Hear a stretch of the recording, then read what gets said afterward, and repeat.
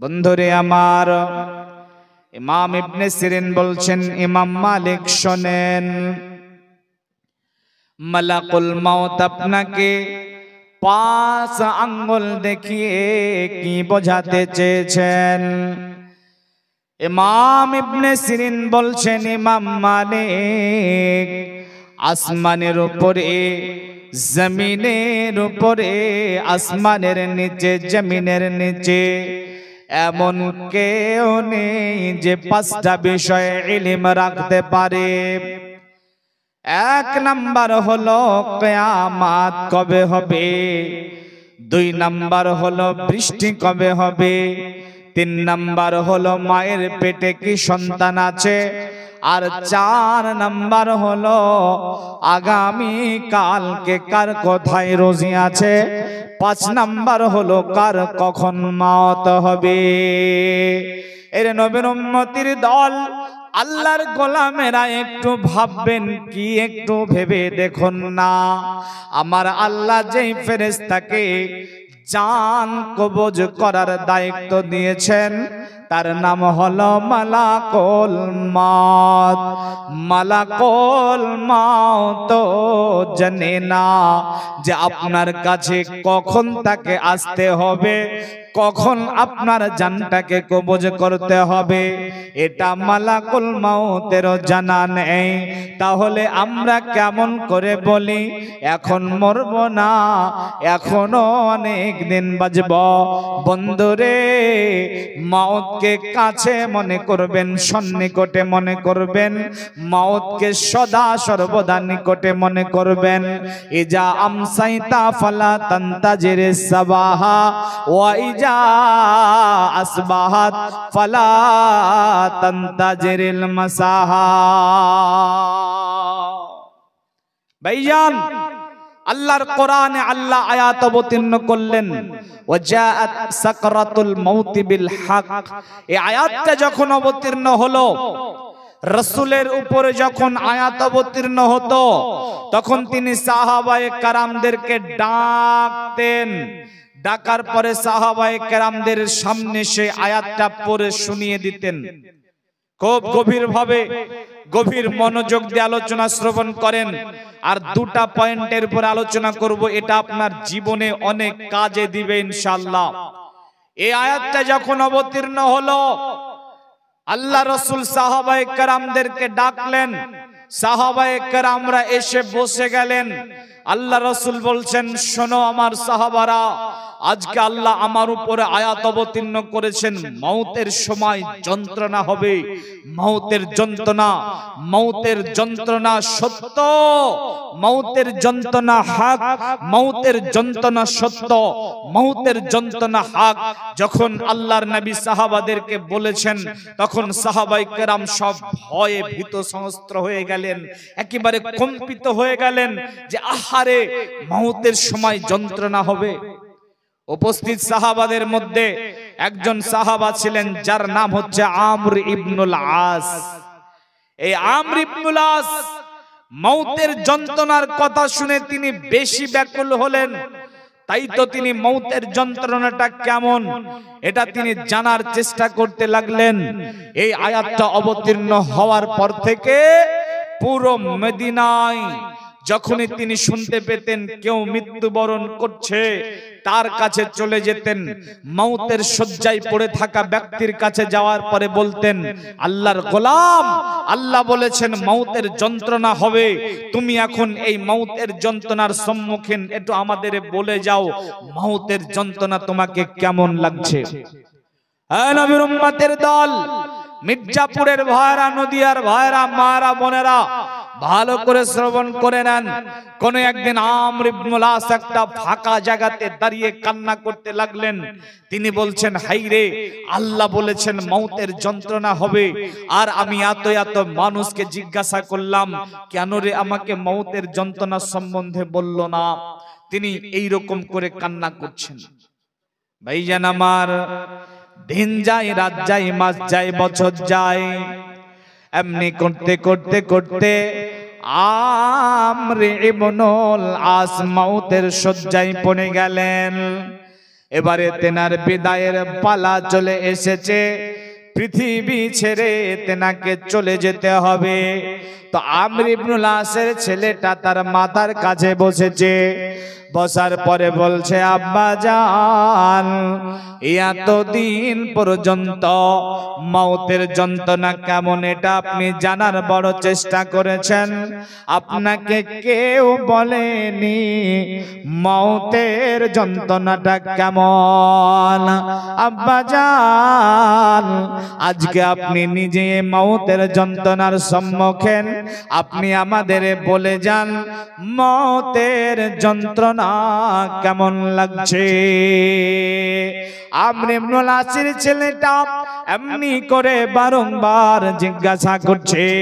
তো আমর ইবনুল আস বলছে, বেটা রে, আজকে বুঝতে পারলাম মানুষজন কেন আমাকে মওতের যন্ত্রণার কথা বলেনি। বেটা শোনো রে, মওতের যন্ত্রণা বলা যায় না, এটা বর্ণনা করা যায় না। এত কষ্টদায়ক যন্ত্রণা, এটা বর্ণনার ঊর্ধ্বে। তবে বেটা শুনে নাও, নদিয়ার ভাইরা মায়েরা বোনেরা শুনে নেন, মওতের যন্ত্রণা কত কঠিন হবে। আমর ইবনুল আস বলছেন, বেটা রে, আমি তোমাকে চারটা কথা বলে যাচ্ছি, বুঝে নিও মওতের যন্ত্রণা কেমন হবে। আমর ইবনুল আস বলছে, বেটা রে, এক নাম্বার, মনে হচ্ছে যেন আসমানটা ভেঙে আমার মাথার উপরে পড়েছে। দুই নাম্বার, যেন মনে হচ্ছে মদিনার বড় বড় পাহাড়গুলো আমার উপরে চাপানো। নাম্বার তিন, মনে হচ্ছে যেন আমার পেটের মধ্যে অনবরতে খাজরের কাটা আনা হচ্ছে। আর নাম্বার চার, আমার শ্বাস প্রশ্বাস যেন ছুঁয়ের ছিদ্র দিয়ে বের হচ্ছে। বেটা বুঝে নিও রে, মওতের যন্ত্রণা কেমন হবে।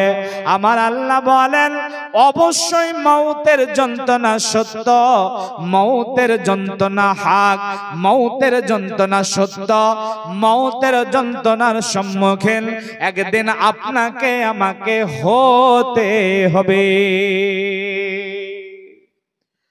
মওতের যন্ত্রণাটা কেমন, এটা যদি আপনি আর কারো না, একজন ব্যক্তি তিনি হলেন মুহাম্মদুর রাসূলুল্লাহ সাল্লাল্লাহু আলাইহি সাল্লামের জীবনীটা দেখেন, তিনার মওতের শয্যাটার কথা একটু মনে করেন, তাহলে আপনি বুঝে যাবেন মওতের যন্ত্রণাটা কেমন হতে পারে। বন্ধু, আমার নবী তায়েফের ময়দানে গিয়েছিলেন, তায়েফের মাটিতে তায়েফবাসীকে দ্বীনের দাওয়াত দেওয়ার জন্য। তো তায়েফের নাদানেরা আমার নবীকে মেরেছিল, মেরেছিল না? কথা বলেন, মেরেছিল না? আমার নবীকে জিহাদের ময়দানে বেদিনেরা মেরেছিল, মেরে দাঁত ভেঙে দিয়েছিল, মেরেছিল না? আমার নবীকে মুশরিকেরা কত কষ্ট দিয়েছিল, কিন্তু ভাইজান আমার নবী কোনোদিন আল্লাহকে বলেননি, আল্লাহ আমি এই যন্ত্রণা সইতে পারছি না, আমি এই ব্যথা সইতে পারছি না, এমনি করে তিনি কোনোদিনও বলেননি। বলেছেন নাকি? বলেননি। কিন্তু মওতের সময় আম্মা জান আয়েশা রাদিয়াল্লাহু তাআলা আনহা বলছেন, বিশ্বনবীর মওতের সময় তিনি আমার ঘরে আমার উরুতে মাথা রেখে পড়ে আছেন। বিশ্বনবী একবার অজ্ঞান হয়ে যান, আর একবার জ্ঞান ফিরে, আর একবার অজ্ঞান হয়ে যান, আর একবার জ্ঞান ফিরে।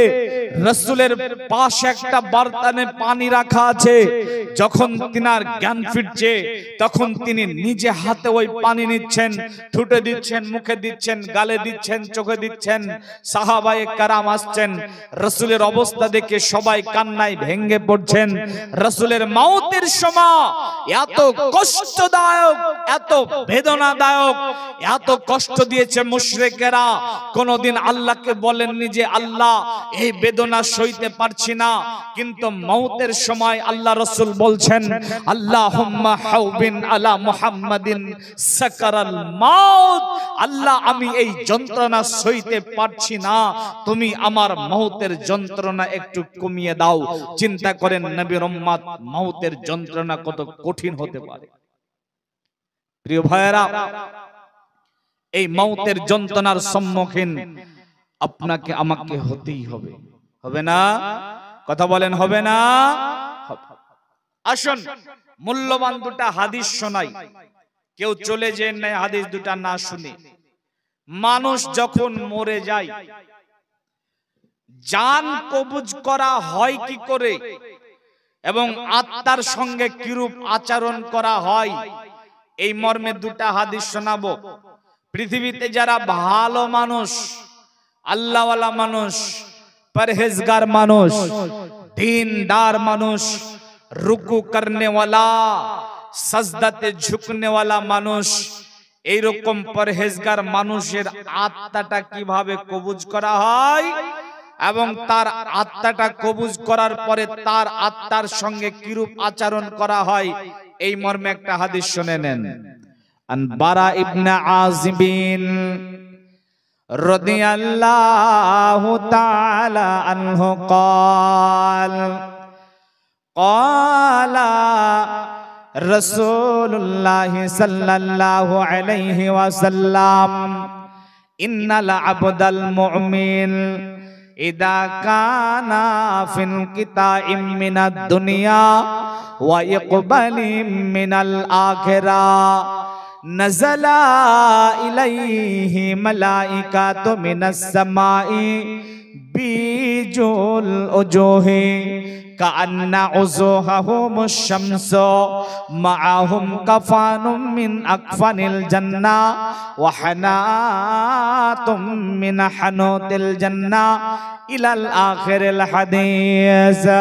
বন্ধুরি আমার, বারা ইবনে আজিব রাদিয়াল্লাহু তাআলা আনহু বলেন, দয়ার নবী জনাবি মুহাম্মদুর রাসূলুল্লাহ সাল্লাল্লাহু আলাইহি ওয়াসাল্লাম বলেছেন, ইন্নাল আবদাল মুমিন, যখন আল্লাহর কোন ভালো বান্দা, আল্লাহর কোন পরহেজগার বান্দা, আল্লাহর কোন মুমিন বান্দা ইজা কানা ফিল কিতাইম মিনাদ দুনিয়া, দুনিয়ার মাটি থেকে যখন বিদায় নেয়, ইকবালুম মিনাল আখিরা, তার যখন পরকালের জীবনটা শুরু হয়, অর্থাৎ যখন তার মৃত্যু হয়, তো এই ব্যক্তিটার জানটাকে কবজ করার জন্য আসমানের উপর থেকে এক দল ফেরেশতা চলে আসে।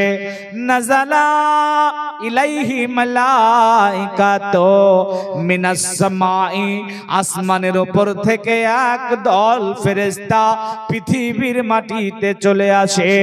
বিজুল উজুহি, যারা সুন্দর হয়, কত সুন্দর হয়, কান্না উজুহাহুমুশ শামসু, সূর্যটা যেমন ঝকঝকে চকচকে, ওই রকম ঝকঝকে চকচকে তাদের চেহারাটা হয়।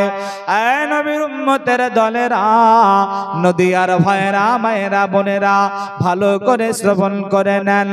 মাআহুম কাফানুম মিন আকফানিল জান্নাহ, ওরা জান্নাত থেকে এক টুকরো কাফন সঙ্গে করে নিয়ে আসে।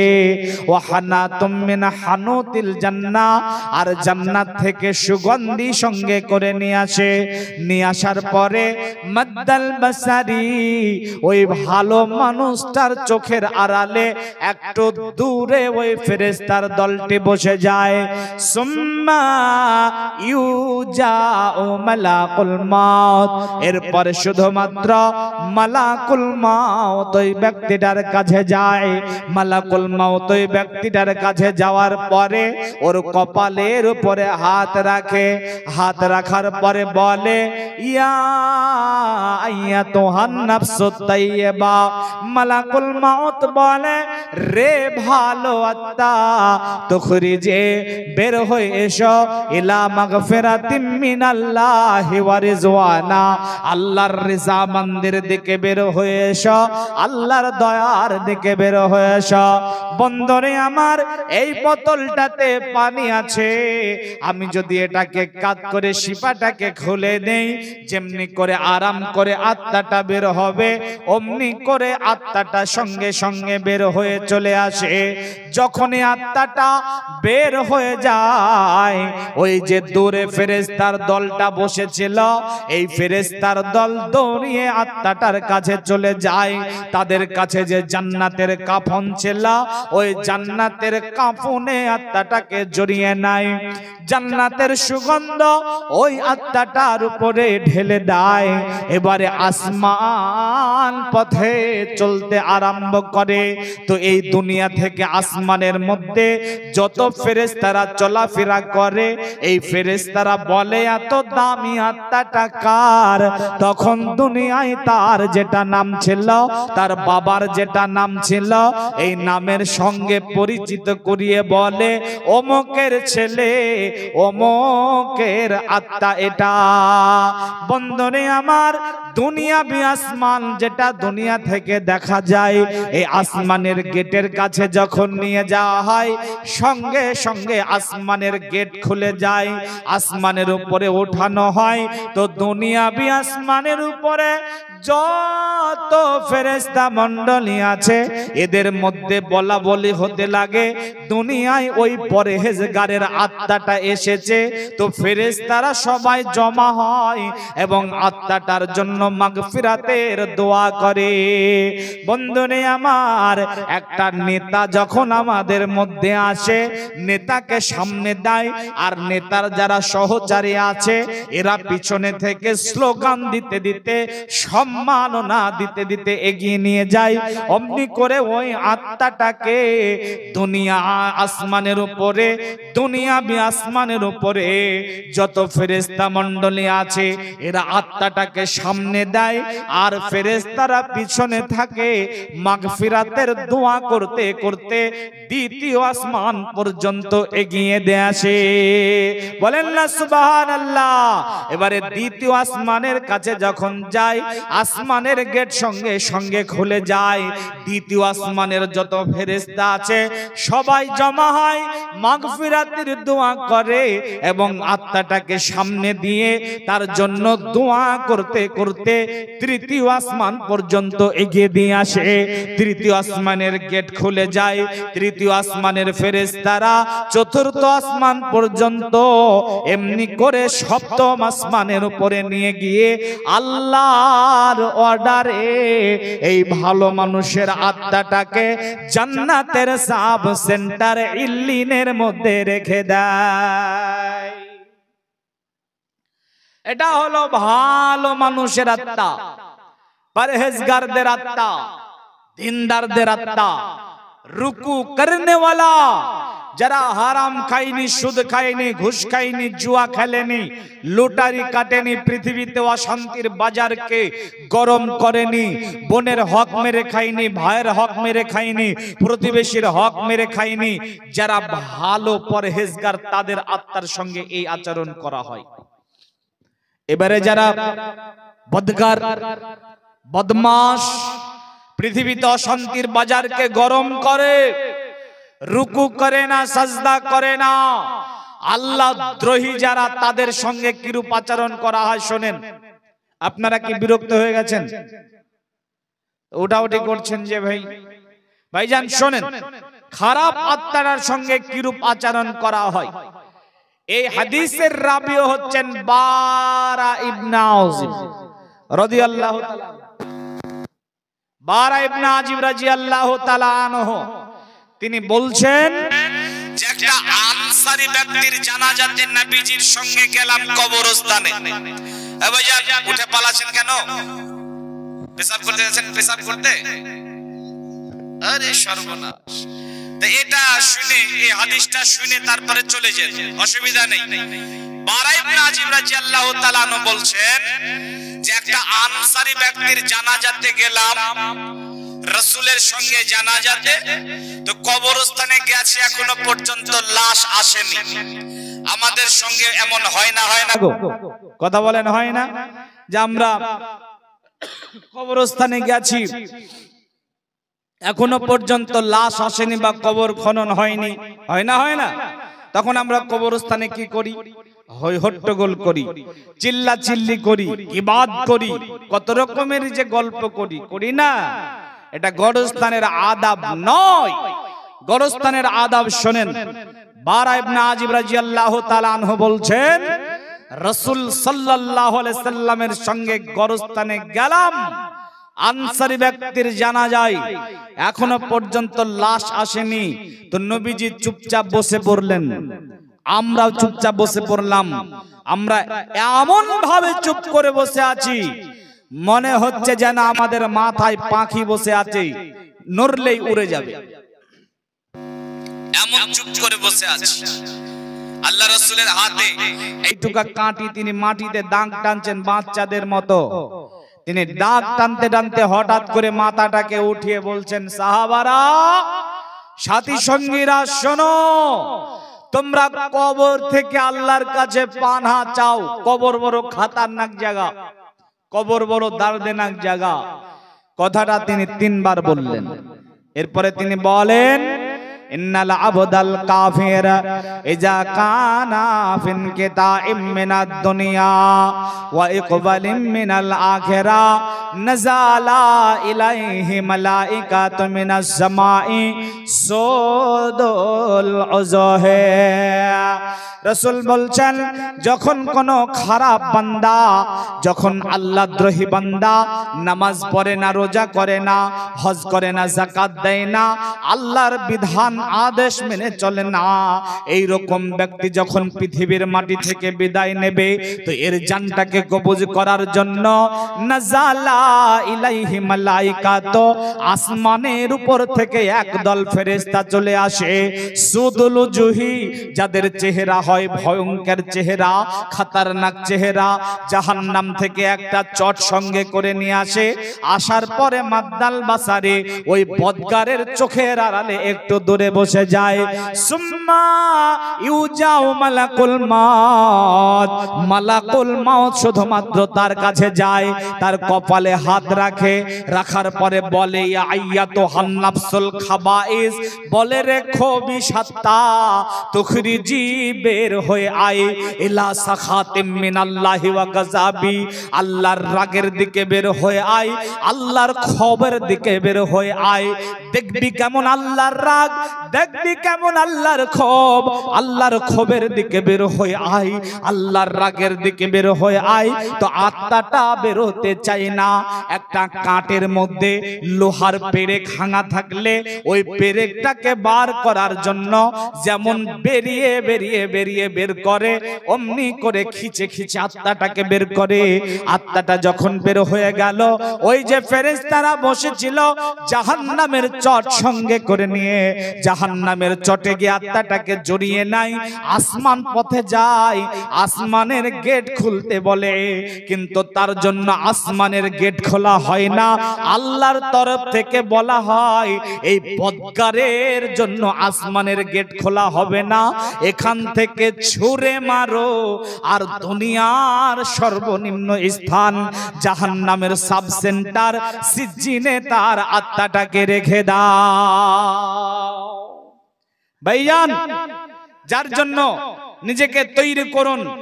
আজকের দিনে চলে যাবেন না, আমি আর অল্প সময় বলবো।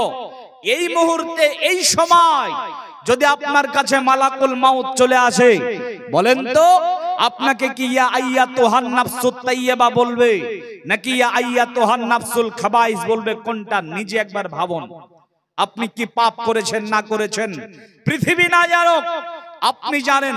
আপনার পাপের খবর আপনার বাপ জানলে সন্তান আপনাকে বলতো না, আপনার মা জানলে আপনাকে বলতো হায় রে তোর মতো পাপীকে পেটে 10 মাস রেখেছিলাম। আপনার স্ত্রী জানলে আপনার সঙ্গে সংসার করতো না, আপনার ছেলে মেয়ে জানলে আপনাকে বাপ বলতো না, প্রতিবেশী আপনার পাপের খবর জানলে গার সঙ্গে গা লাগাতো না। পাপের গন্ধ থাকলে পৃথিবী গন্ধে ছয় লাভ হয়ে যেত, পাপের আওয়াজ থাকলে পৃথিবীতে ঢং ঢং ঢং ঢং ঘন্টা বাজতো।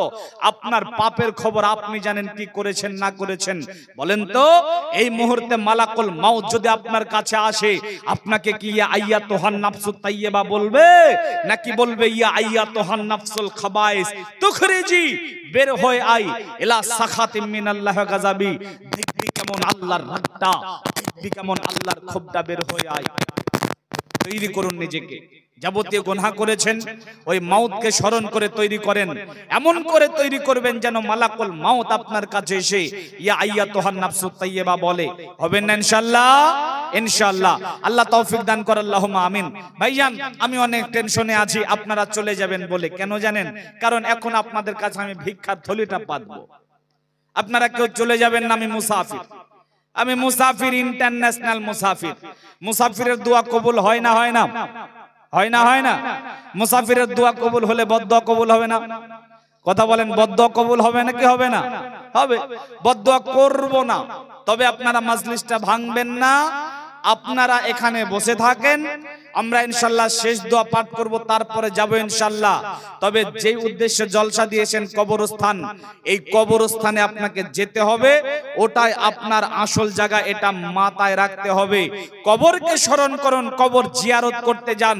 আরে সবাই মিলে একসঙ্গে দিন উল্লেখ করে যাওয়া বিদআত, তবে একা আপনি কবরের কাছে যাবেন এটা বিদআত নয়। কবরের কাছে যান, কবর জিয়ারত করুন, সেখানে গিয়ে দোয়া করুন, কবরের কথা স্মরণ করে নিজেকে তৈরি করুন। ভাইয়ান পৃথিবী আপনার 10 বিঘা আছে, 5 বিঘা আছে, এই সম্পদগুলা যে আপনার আছে, এই সম্পদের ডকুমেন্টস আছে, আছে না নেই? কথা বলেন, আছে না নেই? খামাখায় আমি দাবি করতে পারবো এই ভুঁইটা আমার, দাবি করতে পারবো গো? পারবো না। আমার বললি আমাকে দলিল দেওয়া লাগবে, লাগবে কি লাগবে না? আল্লাহ রাসূল বলছেন আস-সাদাকাতু বুরহান, দান হচ্ছে দলিল। আপনি যে জান্নাতে যাবেন সেই জান্নাতের দলিল হচ্ছে দান। আপনার 10 বিঘা 5 বিঘা আছে, এটা আপনার জন্য ব্যবহার করা হবে না, আপনার জন্য ব্যবহার করা হবে 3.5 হাত মাটি, যার নাম কবর। এইটুকু আপনার আসল জায়গা। পৃথিবীতে এই জমিটুকু আপনার জন্য ব্যবহার করা হবে। ওই জমির জন্য আপনারা 10,000 5,000 অনেকে দিয়েছেন, আমি আপনাদের কাছে বেশি না, একটি করে 1000 টাকা চাই, 1000 করে টাকা চাই। 30 জন আল্লাহর বান্দা, 30 জন না 15 জন দিবেন, 15 জন আল্লাহর বান্দা একটি করে 1000 টাকা দেবেন। আমি মুসাফির দোয়া করব। 1 নাম্বারটা পেয়ে গেছি, ভাইয়ের নাম মুহাদ্দিস, মারহাবা। 2 নম্বরে কোন মায়ের সন্তান আছেন, একজন বলবেন 1000 দিলাম। আপনি মাশাআল্লাহ, কি নাম আপনার? কি নাম? ওয়াজউদ্দিন, মারহাবা। 3 নম্বরে আছেন কেউ? 3 নম্বরে দুনিয়াতে আপনি দান করবেন, মানুষ যখন মরে যায় তখন দেখবেন মানুষের 2 ঠোঁট নড়ে, যাই সময়, এই সময় আত্মীয় স্বজন মনে করে যে মনে হয় পানি চাচ্ছে, না শরবত চাচ্ছে বা ফলের জুস চাচ্ছে, তাই তাকে ফল চিপে জুস দেয় বা চিনি গুলে শরবত দেয় বা পানি দেয়। বন্ধু ওই সময় পানি চাই না, শরবত চাই না, জুস চাই না, ওই সময় আল্লাহকে বলে আল্লাহ আমারে কি একটু সময় দেওয়া যায়, আর একটুখানা কি ছাড় দেওয়া যায়, সময় দেওয়া যায়, একটু যদি ছাড় দেন আমি আপনার হস্তে কিছু দান করে যেতাম। মানুষের অন্তিম সময় দান করতে চাই, কারণ পৃথিবীতে যত ইবাদত আছে এই ইবাদতগুলো করলে গুনাহ মাফ হয়, সালাত গুনাহ মাফ হয়, সিয়াম গুনাহ মাফ হয়, হজ গুনাহ মাফ হয়, কিন্তু দান এমন একটা ইবাদত জাহান্নামের আগুন নিভে যায়, বলেন সুবহানাল্লাহ। যার জন্য আপনার জাহান্নামের আগুনকে নিভানোর জন্য 3 নম্বরে কোন আল্লাহর বান্দা আছেন, একটি করে 1000 টাকা দেবেন। 3 নম্বরে বলেন, একজন বলেন, একজন বলেন, আর একজন বলেন। 3 নম্বর মোশাররফ মুন্সি, মারহাবা। চলে যান না, টাকা দেন চাহে না দেন, চলে যান না। 4 নম্বরে কে আছেন? আসুন 4 নাম্বার। আল্লাহর কোন বান্দা মাত্র 15 জন চেয়েছি। দুনিয়ার লোক সবে মাল মাল কয়, কিন্তু সে মাল আবার 3 ভাগ হয়। যা কিছু খাইবে যাবে পায়খানা হইবে, যা কিছু পরিয়া যাবে ছিড়িয়া ফাটিবে, আর 1 ভাগ মাল জমা থেকে যাবে, যা কিছু প্রভুর রাহে দান করে যাবে। তো 4 নম্বরে আল্লাহর অ্যাকাউন্টে জমা করবেন 1000 টাকা। কেউ আছেন? রাত্রি 12টা বাজতে আর 9 মিনিট বাকি আছে। আমি 9 মিনিট নয় 12 মিনিট আমি আপনাদের সামনে এই সময়টুকু আছি। 4 নম্বরে কেউ আছেন আল্লাহর বান্দা 1000 টাকা দেনেওয়ালা? বলেন আপনি। মারহাবা। কি নাম আপনার? কি নাম? আব্দুর রহমান। 4 নাম্বার হয়েছে। 5 নাম্বার ফারুক নাকি? 5 নাম্বার ফারুক। মারহাবা। তুই প্রাণ ভরে কর প্রভুর রাহে মুক্ত হস্তে দান। জি কোনটা? হামিদুল হক। মাশাআল্লাহ, হামিদুল হক ভাই দিয়েছেন 10,000 টাকা। মনে হয় দাদা দাদি বেঁচে নাই, তার জন্য দোয়া চেয়েছে। রব্বুল আলামিন তোমার বান্দা হামিদুল 10,000 টাকা দান করেছে। মওলা গো তুমি তার দানকে সদরে কবুল করে নাও। হায়াতে তয়বা সিহাতে কুল্লিয়া দান করো, রিজিকে বারাকা দান করো, বালা মুসিবত থেকে আল্লাহ গো তুমি তাকে হেফাজত করো। দাদা দাদি নেই, তাদের রূহের মাগফিরাতের জন্য দোয়া চেয়েছে। আল্লাহ গো তুমি তাদের গুনাহ খাতা ক্ষমা করে দিও, ভুল ভ্রান্তি ক্ষমা করে দিও, দানের বদলাতে কবর হাজাব মাফ করে দিও। আল্লাহুম্মা সাল্লি আলাইহি, আল্লাহুম্মা বারিক আলাইহি। তো 6 নাম্বারটা 1000 দেনওয়ালা কই আছেন? আছেন ভাই? 6 নাম্বার বলেন, তাড়াতাড়ি বলেন। তুই প্রাণ ভরে কর প্রভুর রাহে মুক্ত হস্তে দান। এই দান